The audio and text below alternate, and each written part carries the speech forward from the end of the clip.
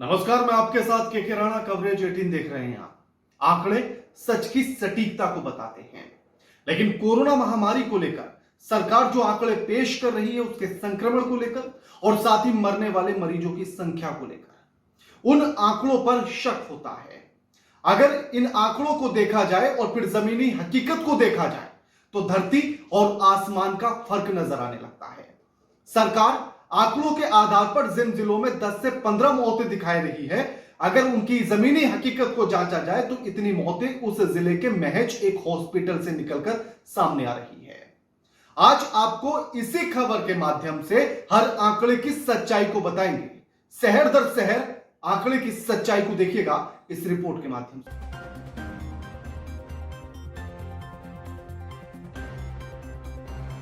आंकड़े सच को वजन देते हैं। जाहिर है अगर वे सही ना हो तो सच की सटीकता जानना मुश्किल होगा। कोरोना वायरस की दूसरी लहर के बीच भारत में इस महामारी से जुड़े आंकड़ों को लेकर लगातार सवाल उठ रहे हैं और आरोप लग रहे हैं कि संक्रमण के मामलों से लेकर मरीजों की मौतों तक हर मोर्चे पर इनमें झोल है। इसे आंकड़ों से ही समझने की कोशिश करते हैं।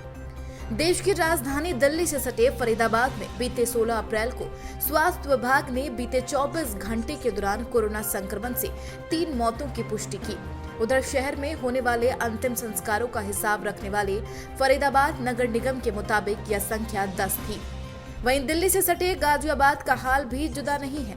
22 अप्रैल को एक परिचर्चा के दौरान वरिष्ठ पत्रकार बरखा दत्त का कहना था कि जिस शाम मैंने गाजियाबाद में हिंडन किनारे स्थित एक शमशान घाट पर सिर्फ 1 घंटे के दौरान 20 शव देखे, उस पूरे दिन के लिए जिला प्रशासन की तरफ से कुल मौतों की आधिकारिक संख्या 8 बताई गई थी। इससे पहले पूरे अप्रैल के लिए मौतों का आंकड़ा सिर्फ 2 था। देश के लगभग सभी इलाकों में इस तरह की खबरें आ रही है। इसका लबोलुआब यह है कि कागजों में उससे कहीं कम मौतें दर्ज की जा रही हैं जितनी असल में हो रही हैं। थोड़ा भावुक होकर यह भी कहा जा सकता है कि मरने के बाद भी कई लोग सरकार के लिए किसी गिनती में नहीं हैं। जानकारों के मुताबिक भारत में स्वास्थ्य ढांचे का जो हाल है उसमें सामान्य हालात में करीब 14% मौतें सरकारी रिकॉर्ड में दर्ज नहीं हो पाती। फिर इस समय तो हालात असाधारण हैं और सामान्य परिस्थितियों में भी जो मौतें पंजीकृत होती हैं उनमें से सिर्फ 22% ऐसी होती हैं जिनमें मौत का आधिकारिक कारण दर्ज किया जाता है। ऐसा इसलिए होता है कि भारत में ज्यादातर लोगों की मौत अस्पताल में नहीं बल्कि घर या किसी दूसरी जगह पर होती है। कोरोना वायरस की दूसरी लहर में ऐसे लोगों की एक बड़ी संख्या है जो घर या एम्बुलेंस या फिर अस्पताल के बाहर ही इलाज के इंतजार में दम तोड़ रही है। जानकारों के मुताबिक ऐसे में कोरोना वायरस से होने वाली मौतों के सटीक आंकड़े सामने आना बहुत दूर की कौड़ी दिखता है। हालांकि पहले के मुकाबले कोरोना वायरस की दूसरी लहर में टेस्टिंग का आंकड़ा काफी बढ़ गया है। मसलन तब अगर रोज 5 लाख लोगों की टेस्टिंग हो रही थी तो आज यह संख्या 20 लाख है। लेकिन विश्व स्वास्थ्य संगठन की माने तो अब यह काफी नहीं है। उसके मुताबिक ऐसे लोगों की एक बड़ी संख्या है जो संक्रमित हैं, लेकिन टेस्टिंग एक सीमा तक ही हो पा रही है, इसलिए उनके संक्रमण की पुष्टि नहीं हो पा रही। ऊपर से यह महामारी अब गांव देहात में भी फैल गई है, जहां टेस्टिंग की सुविधाओं के मामले में हालात और खराब हैं। विशेषज्ञों का मानना है ऐसे में संक्रमण के मामले का असल आंकड़ा उससे 30 गुना तक ज्यादा हो सकता है जितना बताया जा रहा है। कई मानते हैं आंकड़ों की यह स्थिति उस रवैये का नतीजा है जो मौजूदा सरकार ने कोरोना संकट को लेकर शुरुआत से ही अपना रखा है। उनके मुताबिक सरकार पहले तो इस महामारी को लेकर नकार की मुद्रा में रही और जब मामला हाथ से निकल गया तो वह आंकड़े छिपाकर अपनी फजीहत से बचना चाहती है।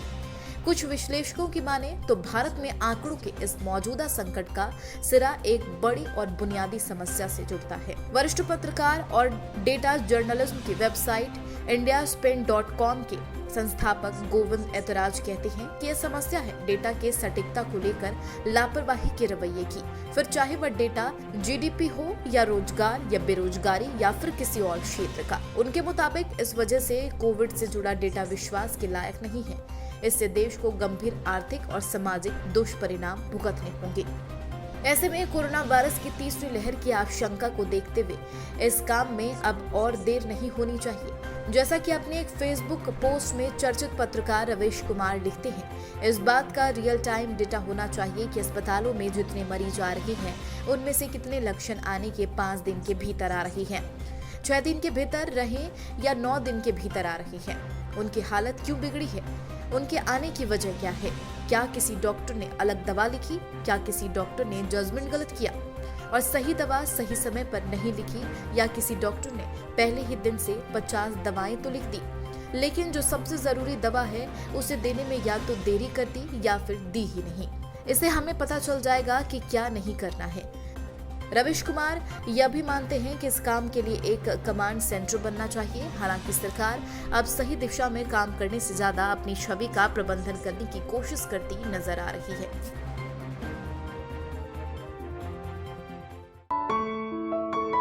आप सभी को ईद की हार्दिक शुभकामनाएं। सुरक्षित रहे, स्वस्थ रहे और कोरोना वैक्सीन अवश्य लगाएं। ग्राम पंचायत अकाता, पंचायत समिति कामा भरतपुर, वीरेंद्र सिंह ग्राम विकास अधिकारी, जायदा खान विधायक, अमर सिंह सरपंच।